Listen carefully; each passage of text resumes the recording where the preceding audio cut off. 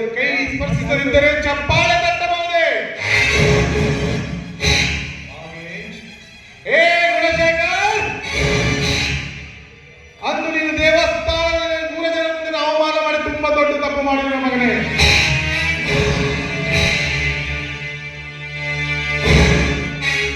ನನ್ನ ಮನದ ದ್ವೇಷಕ್ಕೆ ನೀನು ಮಾಡಿ ಅವಮಾನ ಎಂಬ ಕಾರಣದಲ್ಲಿ ನನ್ನ ಮನದಲ್ಲಿ ದ್ವೇಷ ಮುಗಿಲಂತಿದೆ.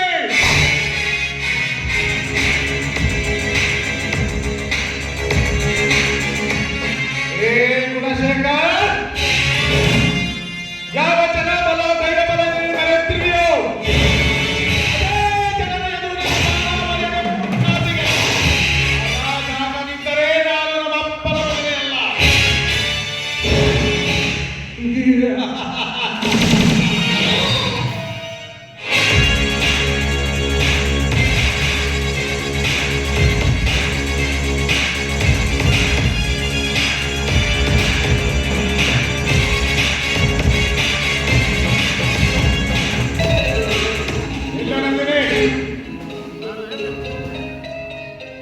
ನಾನು ಒಬ್ಬನಿನ ಕಾಲೇಜ್ ಪ್ರೆಸಿಡೆಂಟ್. ಇಲ್ಲಿ ನಿಂತಿರಬೇಕಾದರೆ ಕನಿಷ್ಠ ಪಕ್ಷ ಒಂದು ನಿಶ್ಚಳುವ ಸೌಜನ್ಯತೆ ಇಲ್ಲವಾ? ಅಷ್ಟೊಂದು ಅಹಂಕಾರ ಏನಾದರೂ ಕಣ್ಣೇ ತಲೆ ಮೇಲೆ ಬಂದಿವೆ. ಕಾಲೇಜ್ಗೆ ಟೈಮ್ ಆಗಿತ್ತು, ಹೀಗಾಗಿ ಅವಸರದಲ್ಲೇ ಹೊರಟಿದ್ದೆ. ನೋಡ್ಲಿಲ್ಲ. ಅಲ್ಲ ಸರ್, ನಾನು ನಿಮ್ಮ ಕಾಲೇಜ್ನಲ್ಲಿ ಕೆಲಸ ಮಾಡ್ತೀನಿ ಅಂದಮೇಲೆ ನಿಮ್ಮ ಮೇಲೆ ಅತ್ಯಂತ ಅಹಂಕಾರ ತೋರಿಸ್ಲಿ. ಮೇಲಾಗಿ ನೀವು ನನ್ನ ಪಾಲಿಗೆ ದೇವರಿದ್ದ ಹಾಗೆ. ಯಾಕಂದ್ರೆ ನೀವು ನನಗೆ ಫ್ರೀ ಸೀಟ್ ಕೊಡಿಸೋರಲ್ವೇ?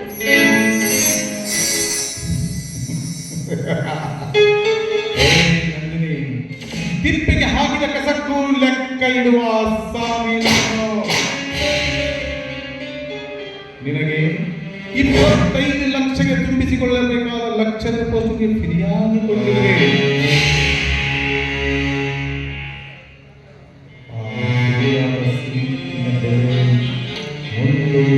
ತುಂಬಿಸಿಕೊಳ್ಳುತ್ತೇನೆ. ಏನು ಹೇಳ್ತಾ ಇದ್ದಂತಿದೆ? ಏನಿಲ್ಲ ನಮ್ಮನೆ.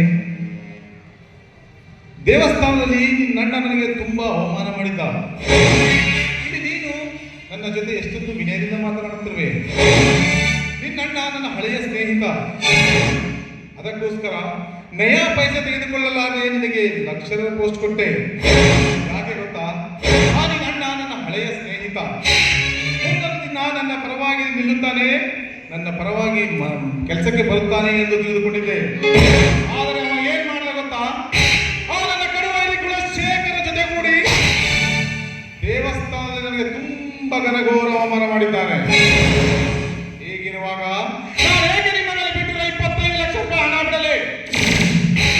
ಮೊದಲು ನನ್ನ ಹಣ ಚಿಂತ ಮಾಡು, ಮುಂದೆ ನಿನ್ನ ಕೆಲಸ ನೋಡಿಕೋ. ಅಷ್ಟೊಂದು ಹಣನ ದಿಢೀರ್ ಅಂತ ಕೇಳಿದ್ರೆ ಒಮ್ಮೆಲೆ ಹೇಗೆ ತಂದ್ಕೊಡ್ಬೇಕು ಸರ್? ಸ್ವಲ್ಪ ದಿನ ಕಾಲಾವಕಾಶ ಕೊಡಿ. ಹೇಗಾದ್ರೂ ಮಾಡಿ ಹಣನ ನಾವು ಹೊಂದಿಸ್ತೀವಿ. ಮತ್ತೆ ಹೇಗೆ ಮಾಡಬೇಕು ಮಿಸ್ ನಂದಿನಿ? ನಿನಗೆ ಫ್ರೀಯಾಗಿ ನೌಕರಿ ಕೊಟ್ಟೆ, ನಿನ್ನ ಅಣ್ಣನಿಂದ ದೇವಸ್ಥಾನದಲ್ಲಿ ಅವಮಾನ ಮಾಡಿಕೊಂಡೆ. ಮನೆಯ ಜಗಳ ಮೇಲೆ ನಾನು ಹೇಳಿದ್ದೆ ಹಾಗಲ್ಲ. ನಮ್ಮಣ್ಣ ಯಾರ ಮನಸ್ಸನ್ನು ನೋಯಿಸೋದು ಏನೋ ಸಮಯ ಸಂದರ್ಭ ಆ ರೀತಿ ಮಾಡಿಸಿರ್ಬೇಕು ಅಷ್ಟೇ. ಸ್ವಲ್ಪ ಕಾಲಾವಕಾಶ ಮಾಡಿಕೊಡಿ. ಹೇಗಾದ್ರೂ ಮಾಡಿ ನಿಮ್ಮ ಹಣನ ನಾವು ಹೊಂದಿಸ್ತೀವಿ. ಸ್ವಲ್ಪ ಅವಕಾಶ ಯಾಕೆ ನಂದಿನಿ? ಹೀಗೆ ಒದಗಿ ಬಂದು ಈ ಸುವರ್ಣ ಅವಕಾಶ ನೀನು ನನಗೆ ಕೊಡುವಂತಾದರೆ ಅರ್ಥ ಆಯ್ತಾ ತಾನೆ? ಯಾವ ಸುವರ್ಣ ಅವಕಾಶ? ಏನ್ ನಿಮಗೆ ನೀಡಬೇಕು? ನನಗೊಂದು ಅರ್ಥನೇ ಆಗ್ತಾ ಇಲ್ಲ. ಬಿಡಿಸಿಯೇ ಹೇಳುತ್ತೇನೆ ಕೇಳು. ನೀನು ಹಣ ಕೊಡದಿದ್ದರೂ ಪರವಾಗಿಲ್ಲ, ಮುಂದುವರಿಯಬಹುದು. ನಿನ್ನಣ್ಣ ಮಾಡಿ ಅವಮಾನ ಕೂಡ ಬರೆಯುತ್ತೇನೆ. ಆದರೆ ಮಾತ್ರ ನೀನು ನನ್ನವಳಾಗಬೇಕು. ಏನಿಲ್ಲ ಅಷ್ಟೇ. ಯೌವನದಿಂದ ಕೊಬ್ಬೆ ಬೆರೆತರೆ ಈ ನಿನ್ನ ದೇಹ ಸಿರಿ ಒಂದು ದಿನವಾದರೂ ನನ್ನ ಮಂಚಕ್ಕೆ ಧಾರೆಯರೆ. ಎಷ್ಟು ಎಡುತ್ತವೆ ಮತ್ತೇಗೆ ತಡ?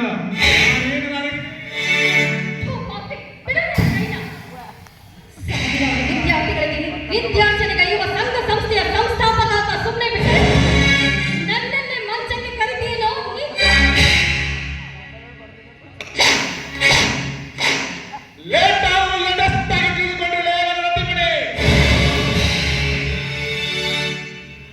ಹೌದು ಕಣೆ, ನಾನು ನೀಚ.